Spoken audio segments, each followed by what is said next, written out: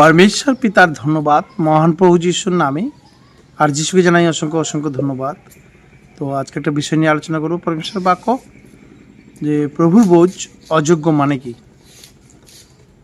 যদি আমরা দেখি যে প্রথমে দেখব যে প্রভুর বোঝটা নেওয়া আবশ্যক, কারণ যখন 6:53 বলছে, যিশু তাহাদিকে কহিলেন, সত্য সত্য আমি তোমাদিকে বলিতেছি, তোমরা যদি মনুষ্যপুত্রের মাংস ভোজন ও তার রক্ত পান না করো, তোমাদিকে জীবন নেই। যে আমার মাংস ভোজন ও আমার রক্ত পান করে সে অনন্ত জীবন পাইয়াছে, এবং আমি তাহাকে শেষ দিনে উঠাইব।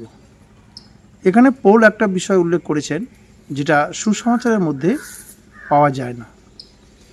বিষয়টা কি না, প্রথম করিন্থীয় 11:27 বলছে, অতএব যে কেউ অযোগ্যরূপে প্রভু রুটি ভোজন কিংবা পান পাত্রে পান করিবে সে প্রভু শরীরের ও রক্তের দায়ী হইবে।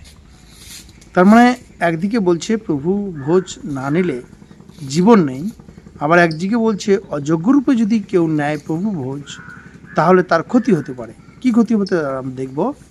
প্রথম করিন্থীয় 11:30 বলছে, 11:30, এই কারণ তোমাদের মধ্যে বিস্তর লোক দুর্বল পীড়িত আছে, অনেকে নিদ্রাগত হয়েছে। তার মানে এক বিশ্বাসীকে এমন এক পরিস্থিতির মধ্যে রেখেছে, প্রভু ভোজ না নিলে স্বর্গে যেতে পারবে না, আবার অযোগ্য রূপে যদি নেয় মারা যাবে। কারণ এই পরিস্থিতিতে কি করবে। তার মানে প্রথম করিন্থীয় 11:28 বলছে, কিন্তু মনুষ্য আপনার পরীক্ষা করুক এবং এই প্রকারে সেই রুটি ভোজন ও সেই পান পাত্রে পান করুক। 29 বলছে, কেননা যে ব্যক্তি ভোজন ও পান করে সে যদি তাহার শরীর না চিনে তবে সে আপনার বিচারাজ্ঞা ভোজন পান করে। সেই জন্য যে কেউ অযোগ্যভাবে এই রুটি আর প্রভুর পেয়ালা থেকে খায় সে প্রভুর দেহের ও রক্তের বিরুদ্ধে পাপ করছে বলে দোষী হয়।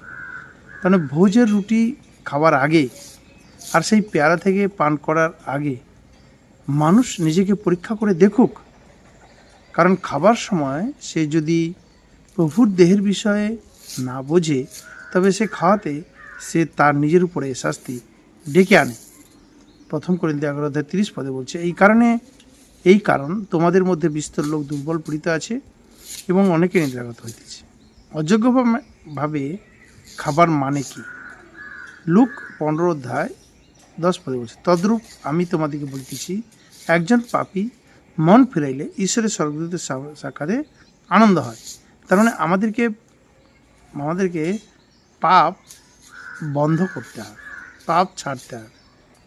পুরো মাস, ধরো কেউ মাসে একবার প্রভু বই নিচ্ছে, সারা মাস সে কী করছে, পাপ করছে, আর প্রভু ভোজের দিন সে নিয়ে প্রভু বই নিচ্ছে, বলছে এটা নিলে আমার সব পাপ ক্ষয় হয়ে যাবে, সে ভুল করছে।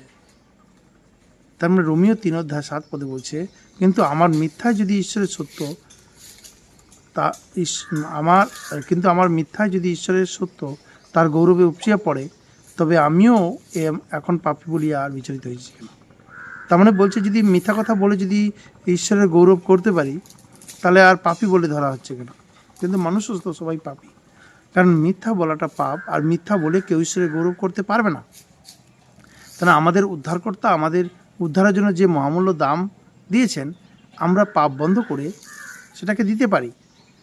লোক দেখানো আনুষ্ঠানিক বা পাপ স্বীকার না করে প্রভুর ভোজে অংশ নেওয়া আমাদের উচিত নয়। তার মানে আমাদেরকে পাপকে বন্ধ করতে হবে। তার মানে পৌলের নির্দেশ অনুসারে আমাদের অবশ্যই রুটি ও পেয়ালা থেকে খাবার আগে নিজেকে পরীক্ষা করে দেখা উচিত। আর এটাও বক্তব্য যে পৌল রেখেছেন, যা হচ্ছে সুসমাচারে লিপিবদ্ধ নেই, যা হচ্ছে সেই জন্য তিনি না আসা পর্যন্ত যতবার তোমরা এই রুটি খাবে আর পেয়ালা থেকে খাবে ততবার প্রভুর মৃত্যুর প্রচার করবে। আর প্রথম করিন্থীয় 11:26 বলছে, যতবার তোমরা রুটি ভোজন করো এবং ওই পান পাত্রে পান করো ততবার প্রভুর মৃত্যুর প্রচার করিয়া থাকো, যে পর্যন্ত তিনি না আইসেন।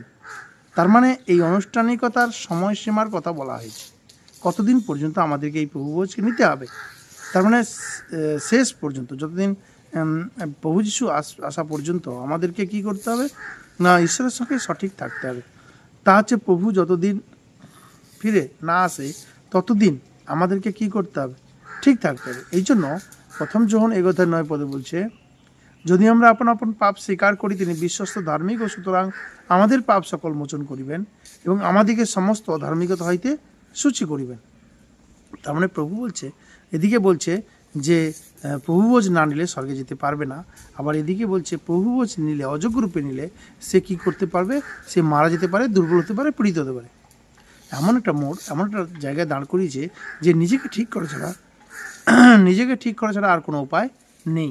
সেই জন্য আমরা প্রত্যেকে যারা প্রভুভোজ অংশগ্রহণ করি বা বাপ্তিস্ম নিয়েছি, প্রত্যেকে বা প্রভুকে গ্রহণ করেছি, আমরা যেন সঠিক পথে চলার চেষ্টা করি, প্রাণপণ চেষ্টা করি সেই সঠিক আজ্ঞা অনুসারে সঠিক পথে চলার জন্য।